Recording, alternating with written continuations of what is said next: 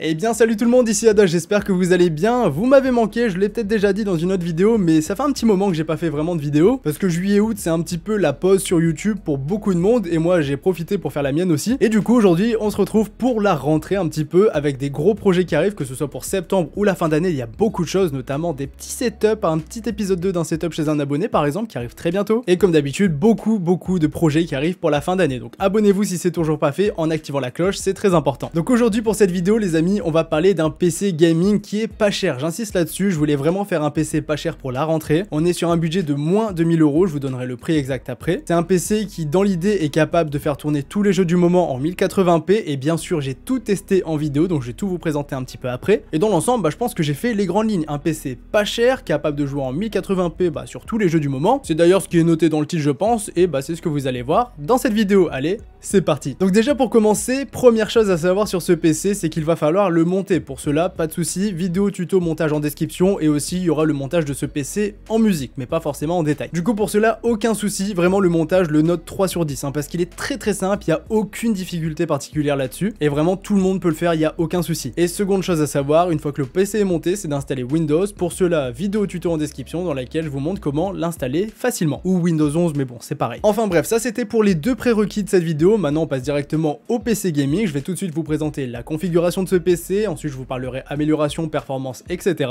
Donc la config de ce PC, pour commencer, niveau du processeur, vous vous en doutez, on est sur le i3 12100F. C'est un petit processeur, ça reste de la 12e génération Intel qui est une gêne incroyable. Ce processeur pour du gaming, c'est une petite pépite pour une centaine d'euros. Là il a un petit peu réaugmenté depuis que je l'ai, mais bon, ça reste un prix très correct, vers 120-130 € actuellement. C'est un 4 coeurs 8 threads, mais c'est amplement suffisant pour du gaming. Donc celui-ci, je tenais vraiment à le mettre dans cette vidéo. Pour un processeur pas cher, c'est celui-ci qu'il faut prendre. Pour l'accompagner, niveau de la carte mère, j'ai choisi de partir sur une petite Asus. C'est un modèle Prime, donc c'est les entrées de gamme de chez Asus. C'est un modèle B660+. À noter que si vous voulez faire des petites économies, vous avez aussi le modèle en version M, qui vous permettra d'économiser environ 30-40 € sur la carte mère. C'est non négligeable, et ça je vous mettrai les différentes alternatives en description. Mais du coup pour ce qui est de la carte mère que j'ai utilisée, très bon produit. Pour le prix ça reste très correct, parce que les B660 c'est encore cher actuellement. Il y a vraiment tout ce qu'il faut sur cette carte mère, c'est du Prime mais c'est bien, et en plus de ça elle est plutôt design. Du coup c'est plus que validé, franchement j'en suis très content. Ensuite niveau des barrettes de RAM, ici on a 16 Go, très important pour du gaming en 2022 et les années à venir. Donc ici on a 2 x 8 Go de RAM de chez Crucial Ballistic, c'est des modèles en 3000 MHz casse 15, donc équivalent à des 3200 MHz casse 16. À noter qu'actuellement les Corsair sont moins chers, donc là vous aurez le choix niveau des barrettes de RAM. Et pareil, si vous voulez des barrettes de RAM RGB, ça existe aussi, mais ce sera plus cher. Niveau du stockage maintenant, on est sur un petit NVMe, un Crucial P2, donc moi j'ai la version 2 Tera comme d'habitude, c'est mon SSD de test. Mais ici bien sûr ne prenez pas forcément le 2 Tera, ça vaut cher pour le PC. Ici on va plutôt privilégier la version 1 Tera qui est actuellement vendue pour 75 € sur Amazon. Prix très intéressant pour un produit entrée de gamme certes, mais qui fait largement le taf, je m'en sers tout le temps de mon côté, et franchement j'en suis très content. C'est d'ailleurs pour ça que je vous le mets souvent en avant sur la chaîne. Ensuite pour ce qui est de la carte graphique, on est sur une petite RX 6600. De mon côté j'ai un modèle Sapphire Pulse. Après le Sapphire Pulse peut être un petit peu plus cher ou un petit peu trop cher, ça dépendra de vous. Donc là niveau RX 6600 il y a plusieurs modèles qui existent, et niveau des cartes graphiques dans l'ensemble je vais vous en reparler un petit peu plus en détail dans la vidéo, mais on comptera ici 300 € pour ce modèle de carte graphique environ. Niveau des boîtiers, celui-ci c'est un de mes chouchous, donc on est sur le petit MSI MacForge 100R, donc la version ARGB. Il y a aussi le 100M qui existe, mais actuellement il y a pas mal de ruptures de stock, donc assez difficile à trouver. Le 100R actuellement il est vendu à 75 €, donc un prix plus ou moins correct, et franchement c'est un très bon boîtier avec 3 ventilateurs à l'intérieur. Et niveau airflow franchement c'est très intéressant, niveau câble management c'est bien et facile à faire. Donc c'est pas le meilleur boîtier, mais franchement pour 75 € pour moi c'est l'un des meilleurs boîtiers, donc là vraiment c'était obligatoire pour moi de prendre celui-ci. Et pour finir, niveau de l'alimentation ici, moi j'ai une 650 watts de chez Seasonic en modèle S12 III que j'utilise très souvent. Vous pouvez mettre celle-ci en version 500 watts, ça suffira amplement pour ce PC. Et si jamais vous voulez une autre alimentation d'une autre marque, c'est tout à fait possible. Je regarderai s'il n'y a pas un petit peu moins cher, parce que c'est vrai qu'actuellement elles sont un petit peu remontées en prix comme pas mal de composants. Donc voici les amis pour ce qui est de la configuration de ce PC. Niveau du prix de ce PC, on arrive entre 800 et 900 €, ça va dépendre de vos choix. Si vous voulez vraiment tirer le prix vers le bas, on peut même taper peut-être en dessous des 800 € si on trouve quelques promos. Mais moi ma config elle revient à peu près vers 880 € avec les récentes hausses de prix qu'on a eu, pas sur les cartes graphiques mais sur forcément des autres composants. Donc un prix bien sûr très intéressant et super attractif pour ce PC, mais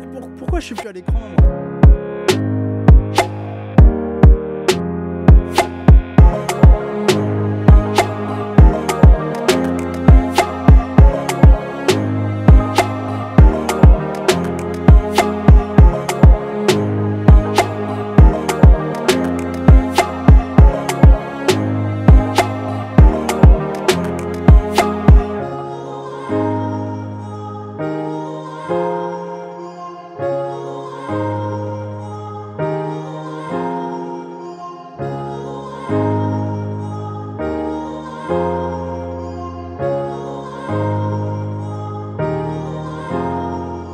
Bon, je sais toujours pas pourquoi je suis pas à l'écran, mais ça y est, le PC est déjà monté et maintenant on va passer sur un point très important, c'est-à-dire les tests de ce PC en 1080p Ultra. Donc déjà pour commencer, on part sur un jeu qui est quand même très joué, moins joué qu'avant, mais Call of Duty Warzone. Et du coup Warzone c'est plutôt un mix, il y a du Ultra mais il y a aussi du élevé pour le coup, c'est une petite exception. Mais par contre niveau des FPS, on est très bien pour y jouer, c'est super fluide et on est sur une moyenne de 118 FPS, donc ça c'est top du top. Donc Warzone amplement validé avec ce PC. Ensuite pour ce qui est de Call of Duty Vanguard, donc un petit peu son homologue, il est bientôt terminé celui-ci, mais bon on va pas en parler. Ça reste un jeu qui demande pas mal de ressources, ici niveau des graphismes c'est du Ultra, il y a tout au maximum. Et ici bah on est très bien avec une moyenne de 100 images par seconde, c'était un jeu d'armes, bien sûr ça va dépendre de la map où vous êtes, mais ici 100 FPS c'est très bien pour du Ultra, donc le maximum du maximum. Ensuite on va passer sur un jeu qui est beaucoup joué actuellement, qui demande très peu de ressources, donc Rocket League on va passer rapidement parce que 240 FPS, largement suffisant pour y jouer, on en conviendra, donc Rocket c'est validé. Maintenant un jeu où ça rigole un petit peu moins quand on va le tester directement, c'est God of War, donc un jeu beaucoup moins joué que Rocket League certes, mais un jeu qui demande beaucoup plus de ressources, donc intéressant à tester. Ici si on met le jeu en standard, donc en gros c'est le minimum des ressources, ici on va tomber sur 95-96 FPS de moyenne, ce qui est très bien pour y jouer, on est vraiment confortable à ce niveau là. Et si on met le jeu en ultra, donc au maximum, ici c'est beaucoup moins bien, on est à 52 FPS, donc ça reste jouable, mais moi quand on est en dessous de 60, je ne valide pas. Donc God of War c'est tout de même validé de mon côté. Maintenant le petit nouveau Elden Ring pour ce PC, ici j'étais un petit peu surpris parce que je n'ai pas réussi à désactiver la genre de synchro verticale, enfin du moins j'étais bloqué à 60 FPS alors que normalement sur tous les jeux c'est débloqué. Ici j'ai pas trop compris, j'ai regardé un petit peu, a priori on est bloqué. Si vous avez des solutions n'hésitez pas à me le dire en commentaire pour les prochains tests, mais en attendant ici le jeu au maximum du maximum. Bon bien sûr je pense que le jeu il est tellement grand, tellement évolutif qu'on peut bien sûr perdre en ressources, mais moi j'étais au début du jeu et on était sur 60 FPS constant. Donc ce jeu c'est validé, mais je le mets quand même entre parenthèses parce que c'est la première fois que je le teste et du coup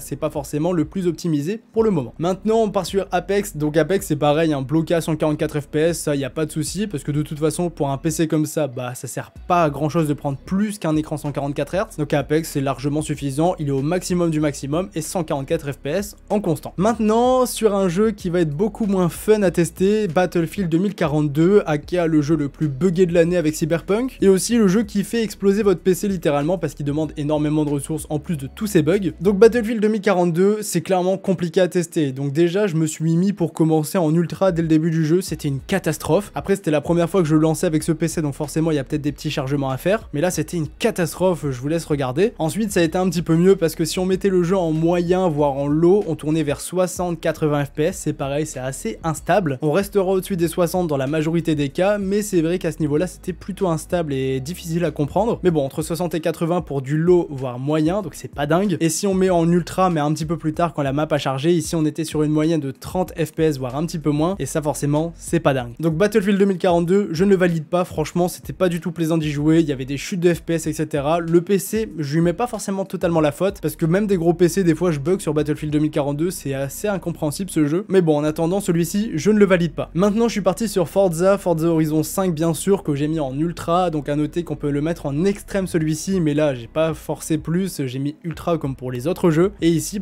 très bonne surprise, ça tournait très bien, bon forcément le MSA on pouvait encore le monter etc du côté de l'extrême, mais en ultra ça tournait très bien avec 78 FPS de moyenne, donc ça c'est top. Maintenant on va remonter un petit peu tous nos FPS parce que Battlefield ça nous a un petit peu brisé le moral, mais si on lance par exemple Minecraft qui est un jeu encore très joué, j'étais étonné. Là j'ai mis un mode survie vraiment plus que classique, on ne peut pas. À noter que j'ai aussi pas mis le mode plein écran parce que je ne pouvais pas record si je n'étais pas en plein écran, c'était assez difficile à comprendre aussi comme Battlefield. Mais bon bref, en mode fenêtré j'étais à 280 FPS donc j'ai passé, ça tourne très bien bien évidemment. Donc Minecraft c'est pleinement validé, même si vous mettez des petits modes, des shaders etc, on restera toujours dans des FPS très corrects. Ensuite pareil, un jeu qui donne le sourire avec ce PC, donc Rainbow Six Siege, j'ai mis une mission un petit peu comme d'hab dans l'avion, et ça c'est comme Minecraft, c'est super plaisant d'y jouer, 270 FPS de moyenne, que vous dire de plus, c'est super fluide, et là vraiment c'est super plaisant, donc là c'est plus que validé à ce niveau là. Maintenant on va redescendre un petit peu, oui j'aime bien faire du yo-yo entre des jeux qui demandent peu de ressources et des jeux qui demandent beaucoup de ressources, mais du coup cette fois on recommence sur des jeux qui demandent vraiment beaucoup de ressources, donc Microsoft Flight Simulator, et d'ailleurs vous êtes nombreux à me remercier de le tester, donc de rien, ça fait plaisir. Et ici si on le met en élevé pour commencer, c'est pas dingue parce qu'on tombe sur une moyenne de 50 FPS environ, peut-être un petit peu plus, peut-être un petit peu moins en fonction de la map, mais 50 c'est pas dingue et c'est pas validé. Par contre si on baisse un petit peu tout ça et qu'on le met en moyen, donc juste en dessous, on va passer à 75 FPS. Ici je suis sur Rio, après bien sûr ça dépend des maps, mais 75 c'est largement suffisant pour y jouer, donc ça c'est validé. Flight Simulator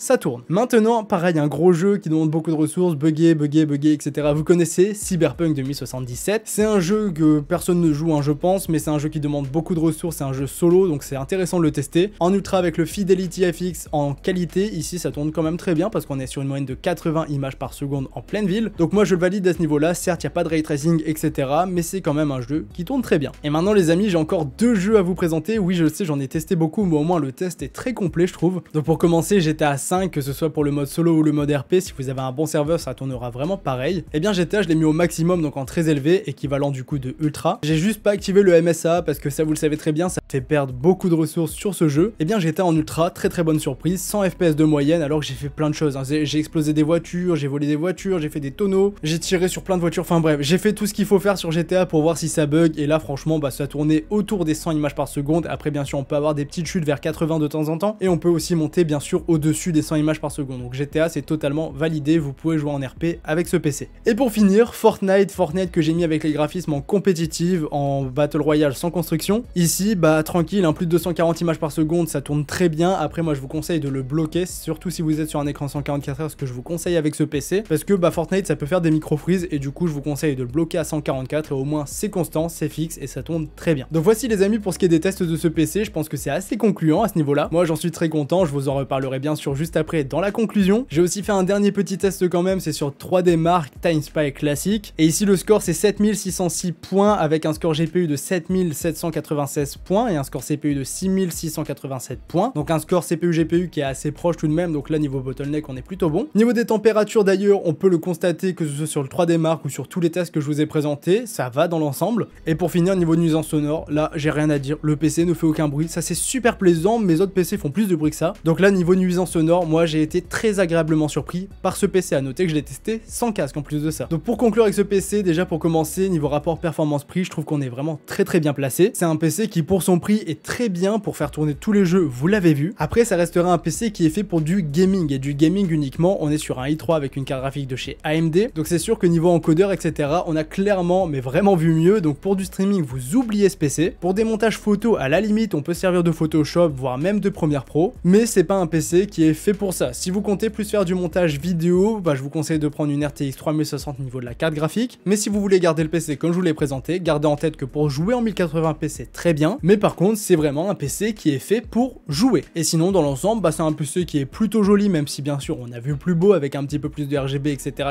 mais pour ce prix là bah je trouve que c'est vraiment bien réussi comme PC. Niveau airflow on est bon, niveau température ça reste correct, c'est pas les meilleurs mais c'est pareil, je vous l'ai dit, pour moi c'est correct. Et niveau du gaming j'en suis pleinement satisfait. Donc pour conclure, moi je vous conseille vraiment ce PC si vous avez ce genre de budget. Donc les amis, je pense avoir fait le tour avec cette vidéo, je parle un petit peu trop donc je vais la couper ici, donc j'espère vraiment qu'elle vous aura plu. N'oubliez pas le petit pouce bleu si c'est toujours pas fait. Moi je vous laisse là-dessus, c'était Yada, on se dit à la prochaine, salut tout le monde.